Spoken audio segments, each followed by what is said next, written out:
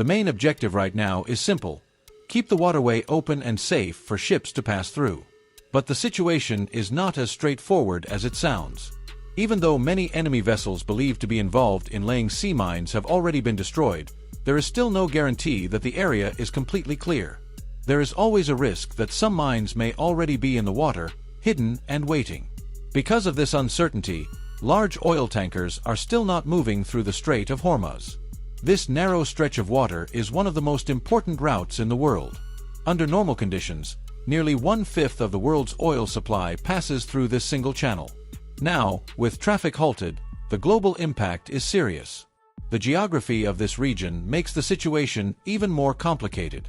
At its narrowest point, the Strait of Hormuz is only about 21 nautical miles wide. However, the safe path for large ships is much smaller, only around 6 miles wide.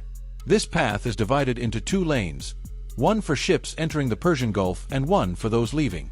Between these lanes is a small buffer zone. Outside of this limited space, the surrounding waters belong to nearby countries. This tight space creates a major problem. Ships passing through have very little room to change direction. If a mine is present in the path, avoiding it becomes extremely difficult. Even one hidden device can pose a serious threat. Modern sea mines are far more advanced than those used in the past. They do not need to touch a ship to explode. Some are designed to detect the magnetic field created by large steel vessels. Others respond to sound, such as the noise made by engines and propellers. There are also mines that sense changes in water pressure when a ship passes overhead. The most concerning type is the programmable mine. These can be set to wait and only activate after several ships have passed safely.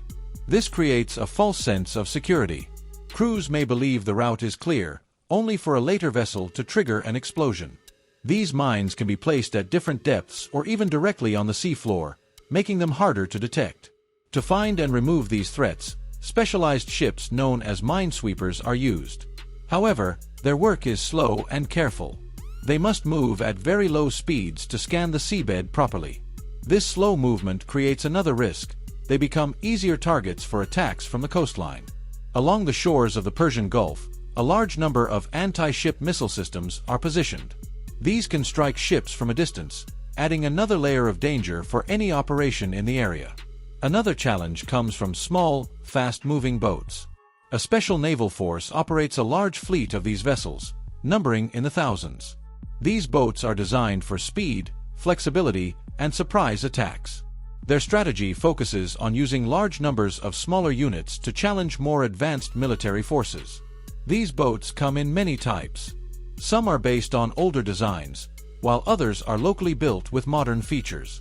Certain models are equipped with radar systems and carry missiles capable of striking targets several miles away. Others are extremely fast, able to move at very high speeds, making them difficult to track or intercept.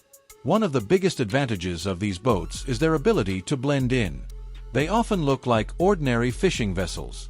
In a region where many civilian boats operate daily, it becomes very difficult to tell the difference between a harmless fishing boat and a potential threat. This confusion makes it harder to respond quickly and accurately. These boats are not limited to open water bases. Some are stored on remote islands, hidden among offshore platforms, or even kept inside protected facilities along the coastline. From these locations, they can be deployed quickly when needed. To deal with this challenge, a different approach has been taken. Instead of relying only on ships, aircraft are now playing a key role in monitoring the area. One aircraft in particular has proven to be very effective, the A-10 Thunderbolt II. At first glance, this might seem like an unusual choice. The A-10 is not a fast jet. In fact, it is slower than many modern aircraft. But this slower speed turns out to be an advantage. It allows pilots to fly low and carefully observe what is happening below. Originally designed for ground combat, the aircraft is well suited for spotting targets. It can fly at a pace that gives the pilot enough time to examine each boat in detail. This makes it easier to identify suspicious activity, such as unusual cargo or hidden weapons. Another key strength of this aircraft is how long it can stay in the air. Compared to helicopters or faster jets, it can remain on patrol for extended periods. This means fewer aircraft are needed to cover the same area, making operations more efficient.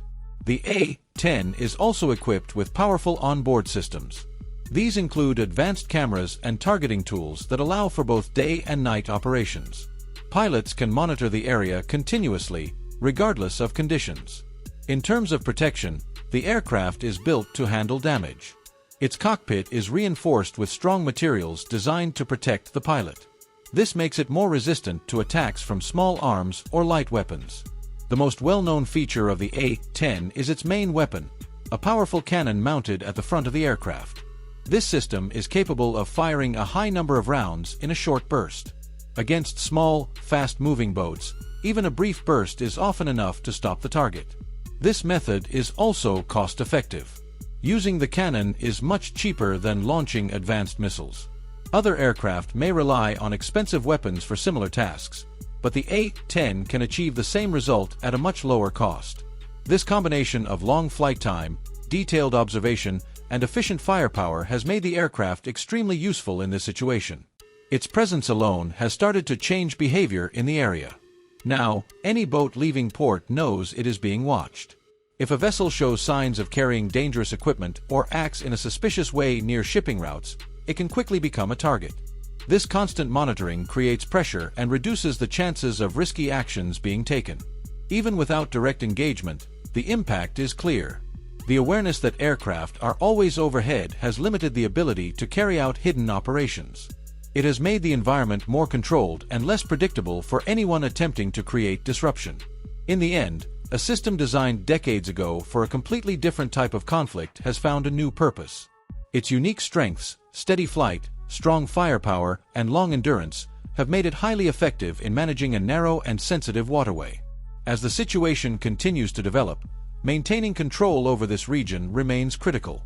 The balance between safety, strategy, and constant vigilance will determine how things move forward.